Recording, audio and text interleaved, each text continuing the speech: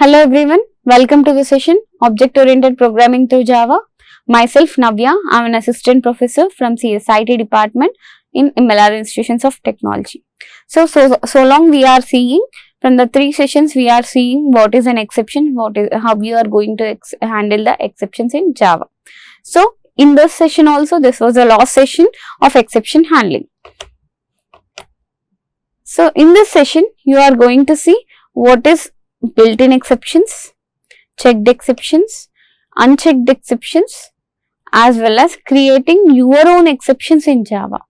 So you can create your own exceptions in Java. So how you are going to create your own exceptions in Java, we are seeing in this session. In the last session, we have seen the keywords throw,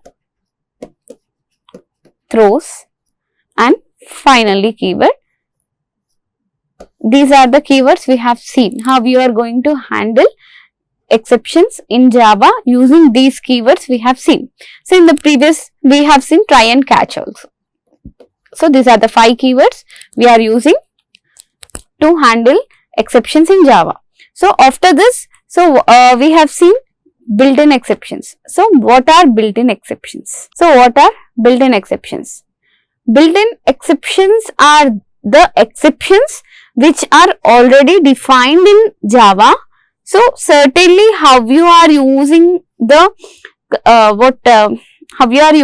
methods or the classes which are already defined, in the same way for the exceptions also there were the built-in exception classes which are already defined in Java. That one we are using it. So in Java programming language has several built-in exception classes that support exception handling. So we have already discussed about this. So every exception class is suitable to explain certain error situations at runtime. So you have every exception class will explain certain error situations at runtime. So here all the built-in exception classes in Java are defined in package java.lang package. So exceptions are divided into, so we are having an object class in a Java. In that you will have a throwable class. In that you will have the exceptions. So errors as well as exceptions. So exceptions again divided into 2. One is checked exceptions as well as unchecked exceptions. So these we have seen in the first session of exception handling. See here, so we have seen a raw sample of exception in the first session.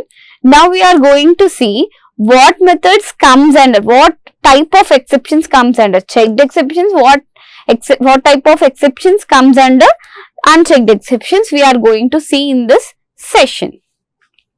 Okay, so coming to checked exceptions. So there are some checked exceptions which are already defined in java.lang package. So what are those? So class not found exception is the first class. So if it is thrown when the JVM tries to load a particular class and that specified class cannot be found in the class path. If a particular class, if a .class file you have generated, whenever you are going to load that particular class, that if it is not specified in your program, then class not found exception would be occurred. So this exception will be occurred.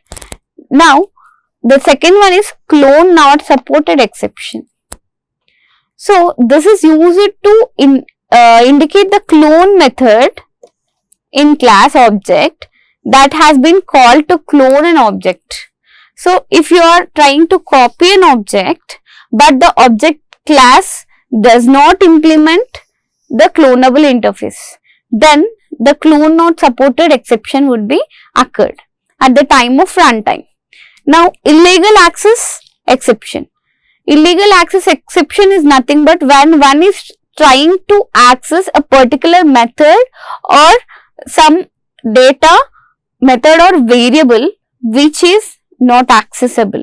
So they have protected it using access specifier.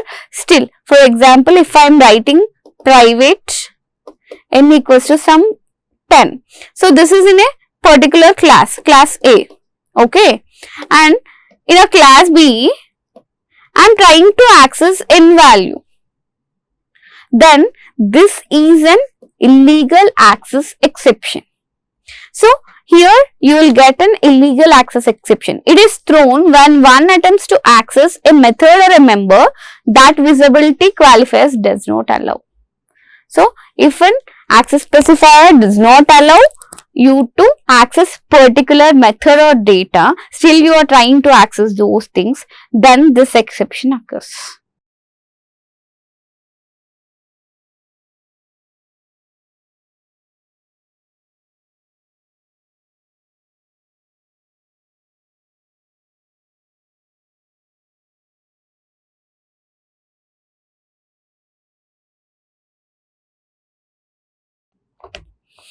Next, some more are instantiation exception. So, it is thrown when an application tries to create an instance of a class using new instance method in class. But the specified class object cannot be instantiated because it is an interface or is an abstract class. If you are trying to instantiate, if you are trying to create an object for an interface, then instantiation exception will be thrown. Next, interrupted exception. This is thrown when a thread is sleeping, waiting or is occupied is interrupted. When you are interrupting a thread which is already sleeping or waiting for another thread to execute, then interrupted exception would be coming. Next, no such field exception. If I am trying to access the data, if it indicates that the class does not have a field of a specified name. So in the database, if I am writing some records or if I am writing in a field columns, like columns we are called as fields in database, right? So if you are trying to access that specified field with a name, but that name is not existing in the database, so it will return an exception called no such field exception. No such method exception is also the same. So when some jar file has different version of runtime at the compile time, no such method exceptions occurs during reflection when you are trying to access a method that does not exist. I am writing some, for example, if I am writing a class A, in that I am having a print method. Okay. And I am class B, in class B or in public static void main, I am calling printf method. So print and printf methods are different. So you are trying to call another method which does not exist, then you will get the no such method exception. And some of unchecked exceptions. So we have seen the unchecked exceptions in the last session. So one is arithmetic exceptions. It handles arithmetic exceptions like division by 0, divided by 0 exceptions, like that. And array index out of bounds exception. If I am trying to, for example, if int a of 5 equals to new int of 5. Okay, so I am creating an array with five values. So the array will be created like this: 0, 1, 2, 3, 4. Okay, if I am asking to print system.out.println of a of 6 values. Is 6 index value is there? No. Why? Because my length of the array is 5, but I am trying to access the index of 6 value, which is not possible. Such type of exceptions, runtime exceptions, those are known as array index out of bounds exceptions. It handles the situations like an array has been accessed with an illegal index. If I am accessing a of -5, it's an illegal access. So such type of situations can be handled using array index out of bounds exceptions. The index is either negative or greater than or equal to the size of an array. Then if you are trying to access negative index value or greater than index value and equal to size of a array, then in such type of situations you will get array index out of bounds exception. Okay. Next, array store exception. So it handles the situations like when the attempt has been made to store a wrong type of object into an array of objects. So I have created an array of integer and I am trying to store a of 2 equals to, for example, a of 2 equals to Navya. It's an integer, right? It's an integer value, integer array, but I'm trying to store string, which is not possible here. In such type of situations, that type of situations will be handled by array store exception. And assertion error. So when an assertion is failed, so it is used to indicate assertion has failed. So if an assertion has failed, you will get an assertion error. And some more unchecked exceptions in Java. So class cast exception, it handles the situations when you are trying to improperly cast a class from one type to, when you are trying to convert one type to another type, which is not possible. Such type of exceptions would be handled using class cast exceptions. Next, illegal argument exception. This exception is thrown in order to indicate a method has been passed illegal or appropriate argument. For example, I am writing a method print which has only int a. While calling this method in the main, I am writing print hello.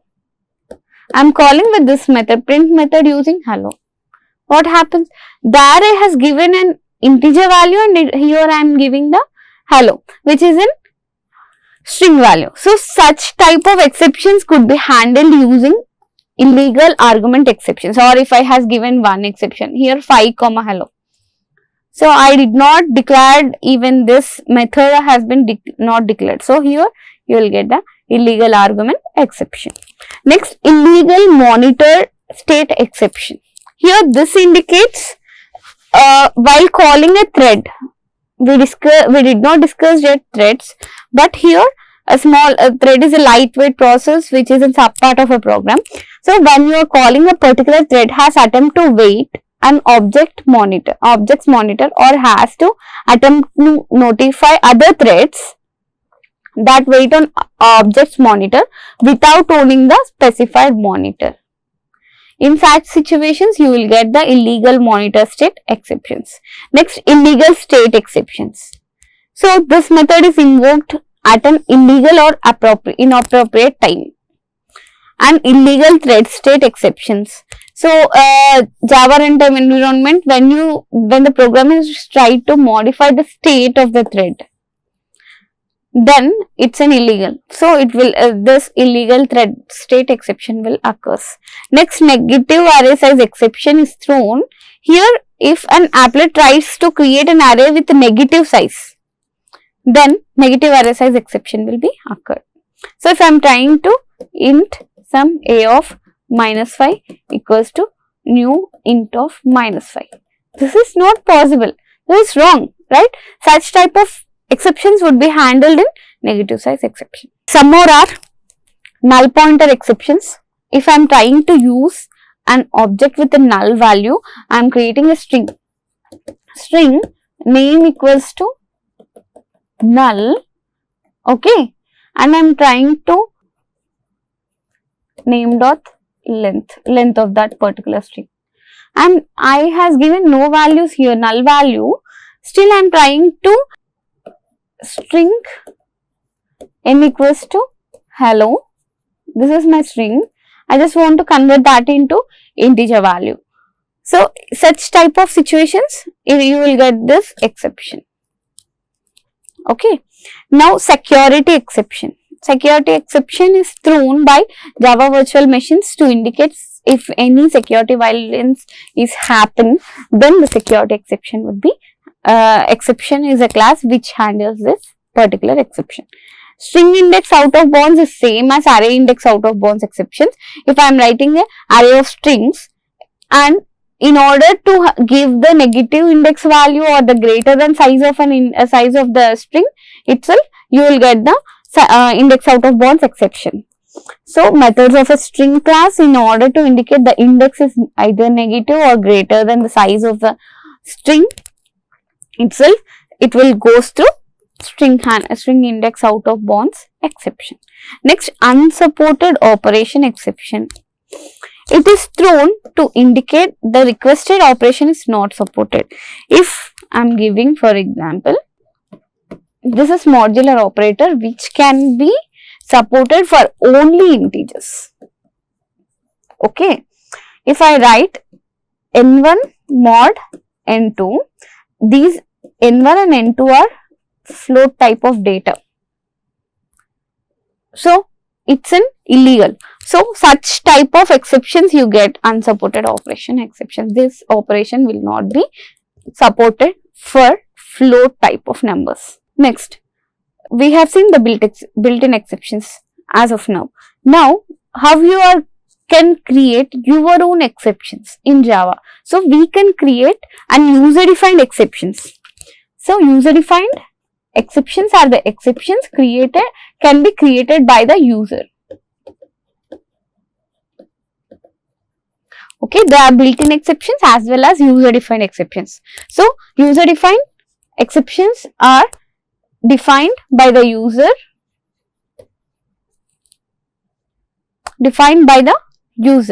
So, how you are going to create the user-defined exceptions here? So, in the Java programming language allows us to create our own exception classes, which are basically subclasses of built-in class exception. Whatever the exceptions you are going to create, your own exceptions, that should be the subclass of exception class. Next, to create your own exceptions, simply you have to create a class as a subclass of built-in exception class. You may create a constructor of user-defined exception class and pass a string to exception class constructor using super. And we can use getMessage method to access that particular string.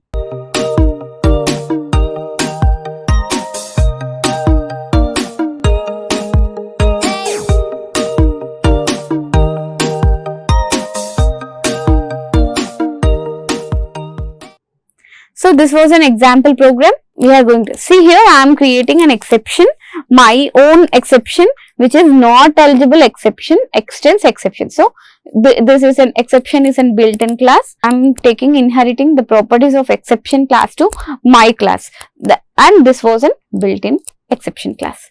Here what I has given a constructor same as a class name and with string message. We have seen in the last step. So, super of message. So, this is how we are creating the user-defined exceptions.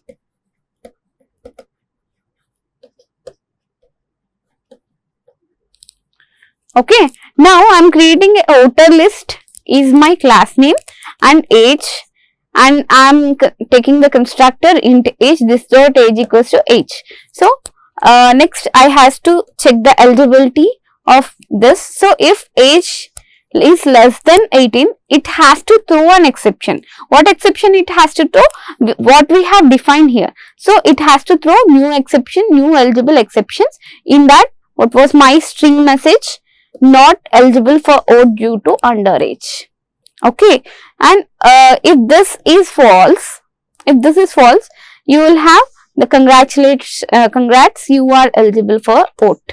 Now, the catch block, whenever you throw an exception here in the try block, the catch block will catch the non-eligible exception and it will print the message. Okay, in the main, I am creating an input. The scanner method is, scanner class is used to take inputs from the user. I am creating an object to the scanner class which is system.in, which can take the inputs. Now I am asking the user to enter the age in years. Now whatever the input given by the user, that would be stored in age. Now I am creating the object to the voter list class with age as a parameter. Now it will go to this particular constructor, and next I am calling the person.check eligibility. So it will check the eligibility, and if any exception occurs, the exception message will be printed. If exception is not occurred, it will be executed. So this is here. What is my user defined exception? My user defined exception is not eligible exception, which is not there in built-in exceptions. Here I am creating my own exceptions. Shall we see this in a program? Okay. So this is my program which I have explained before, that was typed in it. Now I am going to execute it. Java C voter list dot Java voter list. So it was asking enter your age in years. I am giving 17. I am giving some 21. So congrats, you are eligible for the vote. So no exception occurred. The same thing if I give some 8, then exception not eligible for vote due to underage. So this exception has been printed. This is how we are going to create our own exceptions in Java. Okay. So in today's session, what we have learned is, we have learned what is exception, types of exception classes, which is checked exceptions and unchecked exception.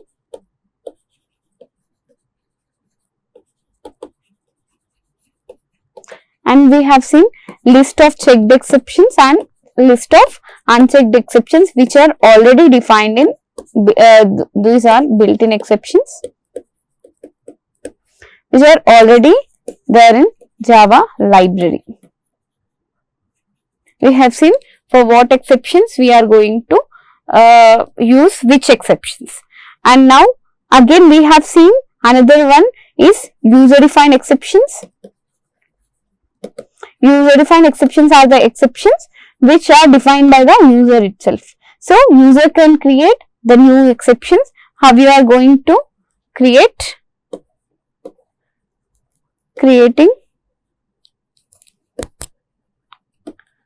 our own exceptions in Java, we have seen, and we have seen an example program by creating an exception. So this is what we have seen in today's class. Thank you for the session.